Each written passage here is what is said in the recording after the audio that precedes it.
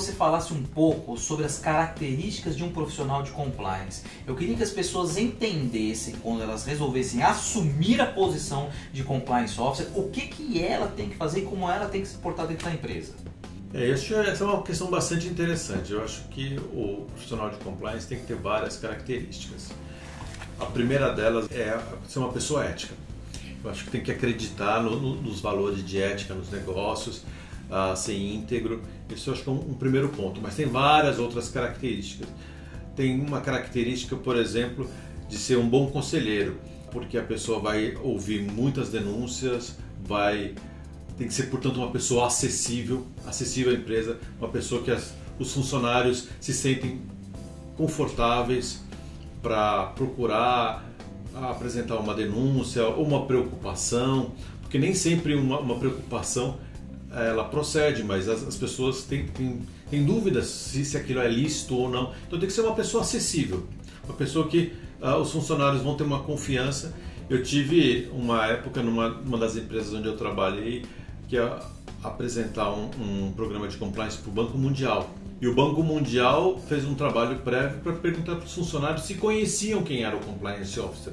Porque se os funcionários não conhecem o Compliance Officer, o trabalho não funciona. Então você tem que ser uma pessoa acessível, uma pessoa que os funcionários em geral vão se sentir confortáveis em procurar para apresentar dúvidas. Você tem que ter um outro aspecto analítico, porque quando você fizer uma investigação você vai ter que averiguar dados, ter uma boa organização para poder compilar esses dados, gerar um relatório, gerar uma conclusão ao final de uma investigação. Você tem que ter uma boa habilidade de comunicação, você vai fazer apresentações, dar treinamentos, um bom conhecimento na área jurídica, uma formação sólida. Se você não for advogado, contar com o serviço de um bom escritório ou de um bom departamento jurídico. Ter conhecimentos de outras áreas, como recursos humanos, como contabilidade, enfim, são várias características e você não pode estar longe do negócio, você tem que fazer parte do dia a dia do negócio, porque é ali que acontece o risco. O profissional que se isola, porque tem que ter uma postura firme nas posições, ele vai ficar isolado, não vai saber o que está acontecendo na empresa e aí ele não vai ser efetivo no seu trabalho de compliance. Então, o profissional de compliance não pode ter uma postura, por exemplo, de xerife, porque essa pessoa vai ficar isolada na empresa, não vai saber o que está acontecendo. Vai saber sim quando acontecer um grande escândalo e a polícia aparecer. E aí já é tarde demais. Você não fez o trabalho preventivo de evitar o ilícito. Perfeito. Agora, a pergunta que não quer calar. Por que o empresariado brasileiro vai colocar a mão no bolso para colocar um setor de compliance na empresa?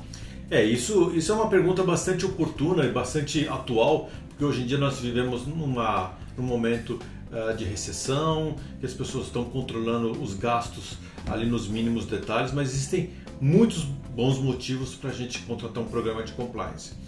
O primeiro deles é o fato de que você tendo um programa de compliance, a empresa vai trabalhar de maneira apropriada, de acordo com a legislação, e o risco de sofrer penalidades vai diminuir. Esse risco ele nunca desaparece. É um processo de mitigação do risco, mas vai diminuir. Hoje em dia a lei anticorrupção estabelece penalidades muito severas, né? Multas que vão até 20% do faturamento, extinção da empresa, proibição de fazer negócios com o poder público durante anos, enfim, existem várias penalidades. Você tendo um bom programa de compliance, você vai evitar ter essas penalidades. Um segundo motivo, a própria lei anticorrupção ela estabelece redutores das penalidades se efetivamente acontecer a violação. Então existem ali os percentuais que acarretam uma redução da penalidade. Eu não sou da área penal, mas isso aí acho que é alguma coisa próxima daquele conceito de dosimetria da pena, exatamente, de atenuante, alguma coisa assim. Conforme você vai compondo, se você tem boas coisas, você vai diminuindo, se você não tem, ela vai aumentando. Perfeito. Então esse aí é um segundo motivo, a redução das penalidades. O terceiro motivo diz respeito à responsabilidade dos diretores, gerentes, administradores.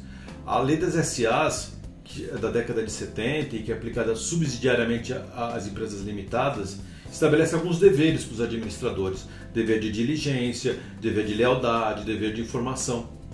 Se um diretor, um presidente, uma diretoria custeia um programa de compliance, estabelece que tem que ser alocados recursos financeiros, recursos pessoais, eles vão mostrar que estão sendo diligentes na administração. Se tiver uma um risco, uma corrupção, algum grande problema, eles vão poder demonstrar que eles foram diligentes em evitar que isso acontecesse. Então, um programa de compliance pode servir como uma prova de uma atitude de boa-fé do administrador, porque muitas vezes o administrador não tem controle de toda a situação. Ele tem um campo de atuação, mas ele não sabe tudo o que acontece na empresa. Se ele patrocina um programa de compliance, ele vai mostrar que ele age de boa-fé, ele vai ter uma boa prova. Eu acho que esse é a proteção dos administradores, é um outro bom argumento. Existe um quarto argumento relativo à questão da reputação. Uma empresa que tem um bom programa de compliance, ela vai ter uma boa reputação e ela vai fazer negócios com empresas que também compartilham desses princípios de ética nos negócios, vai fazer melhores negócios. A gente vê casos atuais, eu não vou citar nome aqui, mas tem empresas aí que foram atingidas pelas investigações do governo que não estão conseguindo fazer negócio de jeito nenhum. Por quê? Porque a reputação foi destruída. A reputação gera mais um motivo para você ter um programa de compliance, seria um quinto motivo. Uma empresa com uma boa reputação atrai melhores talentos. Hoje em dia, o pessoal pensa duas vezes antes de entrar numa empresa que tem uma má reputação. Então você atrai bons talentos e retém esses talentos. Então é um bom motivo para recursos humanos também convencer a direção de ter um bom programa de compliance. Um sexto motivo diz respeito à área financeira. O BNDES estabeleceu que as empresas assinam um termo de compromisso, um termo de compliance para conseguir um financiamento. Os bancos em geral também estão exigindo programas de compliance para as empresas. Investidor estrangeiro, eu já vi situações de investidor estrangeiro dizendo o seguinte: olha, eu vou investir na sua empresa, você tem programa de compliance? Se você tem, eu invisto, senão eu não vou investir. Então o investimento financeiro é um outro bom motivo para você ter um bom programa de compliance. Mais um motivo, seria um sétimo ou oitavo argumento, seria o orgulho de você poder trabalhar numa empresa que tem uma boa reputação. Você poder falar para os seus filhos, para os seus amigos, para os seus vizinhos que você trabalha em empresa X, que é uma empresa ética. Isso aí, tudo isso juntando leva a gente para um conceito de sustentabilidade. Uma coisa que eu costumo repetir é que a gente, como empregados ou como prestadores de serviços, a gente quer prosperidade e longevidade. E para isso, as empresas para as quais a gente trabalha, seja como prestador de serviço, seja como empregado, também precisam ser prósperas e longevas. Assim, todos ganham com isso. Inclusive, o Estado, que vai continuar tendo receita tributária, porque a empresa vai continuar existindo, os empregados vão continuar tendo salário, enfim, toda a sociedade ganha com isso. Perfeito. Então, do que você me contou, eu acho que não é outro motivo, mas parece que está se criando aqui no Brasil um market share, um mercado de empresas limpas, que vão querer se relacionar entre si. Você acha que isso está acontecendo? Você acha que isso vai acontecer? A partir do momento que eu exijo do meu fornecedor, do meu prestador de serviço, que ele tenha um setor de compliance, quem não tiver um setor de compliance está fora. Nós estamos vendo a criação de um mercado para empresas éticas? Sem dúvida, o programa de compliance é um diferencial competitivo, esse é um termo que o pessoal gosta de utilizar. Existem alguns projetos de lei para estabelecer que quem tem um programa de compliance vai ter um diferencial numa licitação, por exemplo. Imagina uma situação em duas empresas têm o mesmo preço, mesma pontuação. Aquela que tiver o programa de compliance vai ser um diferencial, vai ser um critério de desempate. Parece, eu não tenho certeza, que lá no Rio de Janeiro já existe um decreto nesse sentido. Enfim, eu sei que existem várias iniciativas nessa linha para o programa de compliance ser um diferencial competitivo. O que eu vejo é que hoje é um diferencial competitivo. No futuro vai ser aquele que não tiver vai estar fora do mercado. Ou seja, a coisa vai evoluir. Esse mercado vai tomar conta do mercado. Sim, exatamente. E só vai haver o mercado ético. E quem não tiver vai cair fora. Existem muitas empresas nas quais às vezes a gente tem contato e começa a fazer esse discurso do porquê e tentar mostrar os objetivos do porquê que você deveria ter um compliance. E muitas vezes eu ouço em contrapartida, sim, mas você tem aquela empresa americana que estava não sei aonde e também cometeu um ato de corrupção. Eu queria que você falasse um pouco sobre isso. Eu fiz o meu papel de casa, tenho o meu compliance, estou isento, nunca mais vai acontecer nada comigo. É isso? Não é isso. Não é isso. Na verdade, quando a gente fala de compliance, programas de compliance, programa de efetivação, é um trabalho contínuo, é um trabalho de mudança cultural e isso não termina nunca. A gente faz um trabalho para mitigar o risco, o fator humano sempre escapa do controle, não existe controle absoluto. Tem um exemplo que eu não gosto muito de lembrar, mas enfim, A empresa Germanwings, uma empresa alemã, vocês imaginam uma empresa altamente controlada, altamente suportada por tecnologia. Teve um caso, alguns anos atrás, de um piloto que se suicidou junto com toda a tripulação e todos os passageiros e burlou todo o controle que existia. Então o controle absoluto não existe. O que existe é mitigação dos riscos, e o que já é bastante saudável. Ou seja, as pessoas que vêm por essa ótica, na verdade, não imaginam como seria a punição se não tivesse programa de compliance. Exatamente. Se houve uma punição, ela foi com certeza mitigada por um bom programa de compliance. No mundo, você começou falando sobre o FCPA. Eu queria que você falasse um pouco do FCPA, porque as pessoas não entendem muito bem, assim, eu estou aqui no Brasil, eu não tenho que me preocupar com o FCPA. Isso é verdade? Não, isso não é verdade. Por que isso não é verdade? Isso não é verdade. O FCPA ele tem uma abrangência muito grande.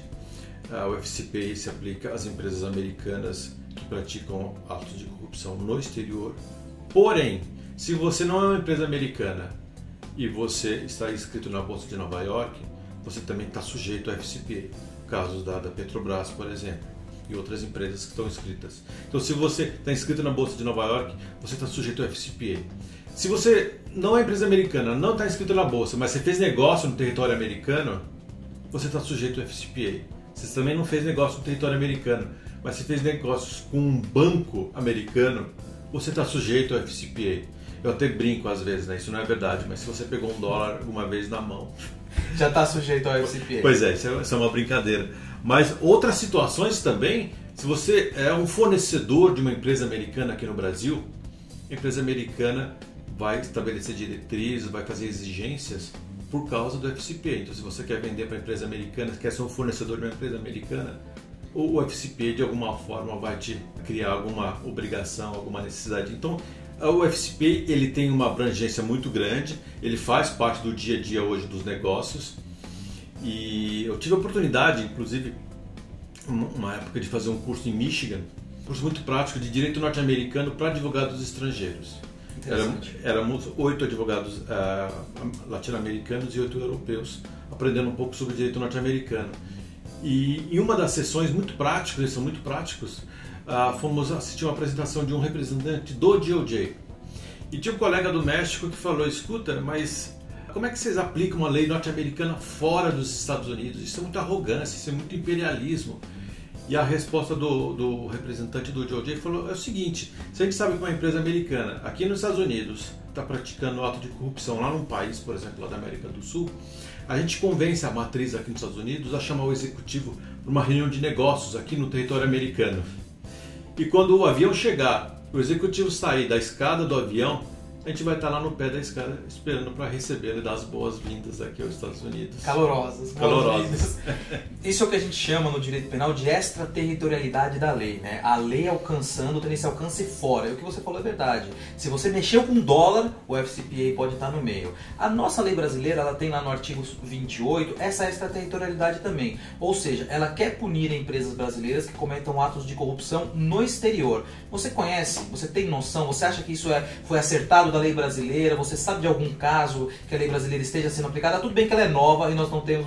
Mas eu queria que você falasse um pouco sobre essa tentativa do Brasil também seguir essa linha de punir empresas brasileiras que cometam atos de corrupção no exterior. Eu acho que isso é uma tendência mundial. A gente sabe que a lei brasileira anticorrupção ela foi influenciada e teve uma raiz lá no compromisso do Brasil com a OCDE.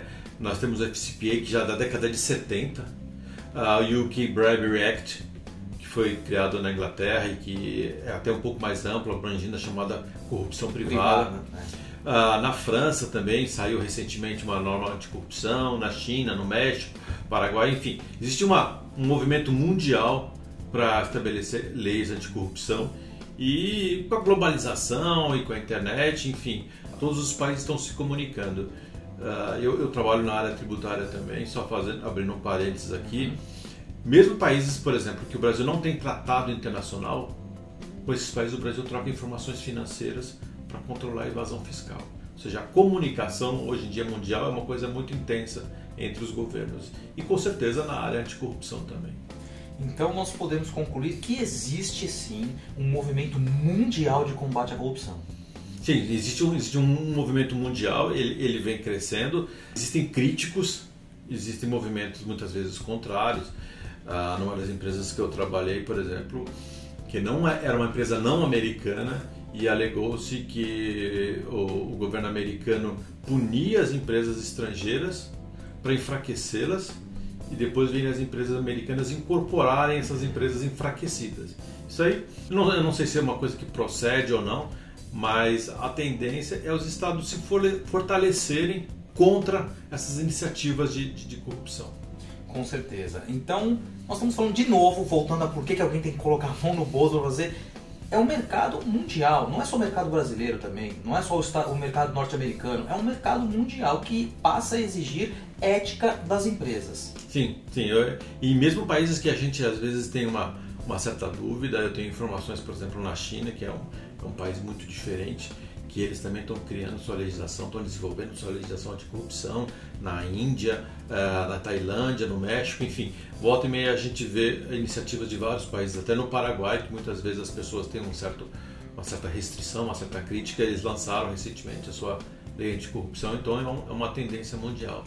Falando em Índia e China, que são os fornecedores do mundo, se o mundo quer comprar de forma ética, certamente eles iam acompanhar também. O que também tem um efeito dominó para outros mercados que vão se relacionar com esses países, né? Então eu tenho esperança de que a gente viva num mundo de ética e moral corporativo, porque eu queria que você falasse sobre isso.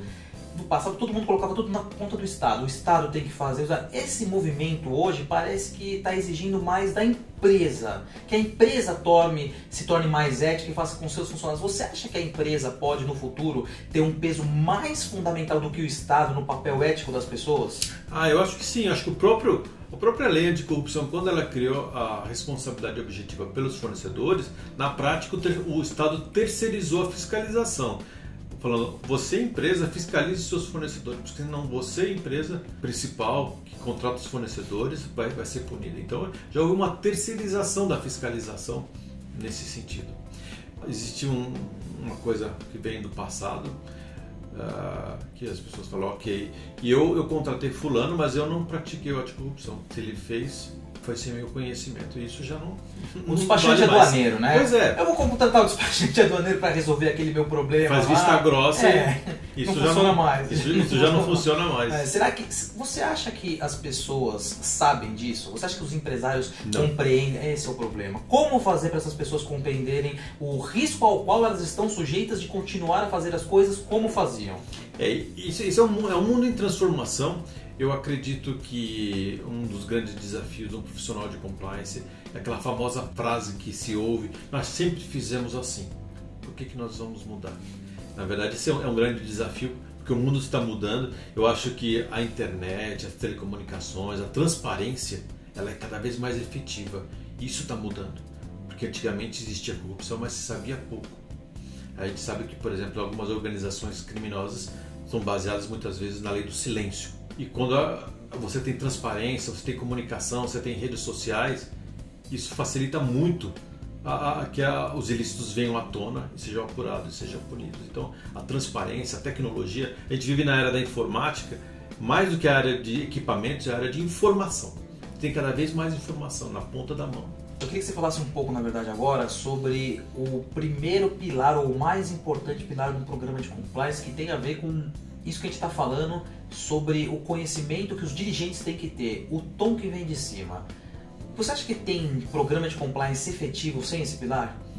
Não, com certeza não. Não é o código de conduta, não é o canal de denúncias, não são as normas internas, é o tom da liderança que define a existência de um programa de compliance efetivo. Sem o tom da liderança você não tem um programa de compliance.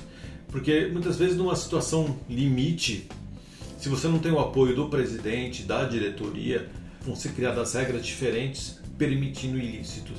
Então o tom da liderança é fundamental. E isso significa muitas vezes perder um bom negócio, só que é ilícito. Um bom negócio, né? Pois é. É uma bomba relógio que lá na frente destrói a empresa. Exatamente. Então o tom da liderança é fundamental e muitas vezes, com o perdão da palavra, um compliance officer tem que fazer um trabalho contínuo de educação da liderança. Saem notícias continuamente nos jornais É sempre bom lembrar, olha o que está acontecendo com o concorrente, olha o que está acontecendo com a empresa X, A, B ou C. Ou seja, é um trabalho contínuo de educação, de sensibilização, para não perder o tom da liderança, porque você pode ter um momento que o presidente assina uma carta de comprometimento para os funcionários, daí 3 meses ele já mudou de ideia. Então você tem que fazer um trabalho contínuo de educação, de sensibilização. Você acha que essas notícias, dando conta da Operação Lava Jato e de todas as prisões que foram feitas, foi suficiente para sensibilizar o tom que vem de cima? Você acha que os administradores, diretores, acionistas brasileiros estão conscientes de que precisam de um compliance para a sua empresa? Eu não diria que estão 100% convencidos, mas eu digo que foi uma sensibilização muito forte. Pelo menos estão alertados? Pois é, a gente está vendo coisas que há 5 anos, Jamais. 8 anos, a gente mais diria que iria acontecer. Presidentes de conglomerados de empresas ficando anos na cadeia, sendo punidos, enfim. O mundo mudou, efetivamente mudou. Isso cria uma sensibilização, uma preocupação maior até de questão de sobrevivência da empresa. Com certeza. iComply, aprimorando pessoas, fortalecendo empresas.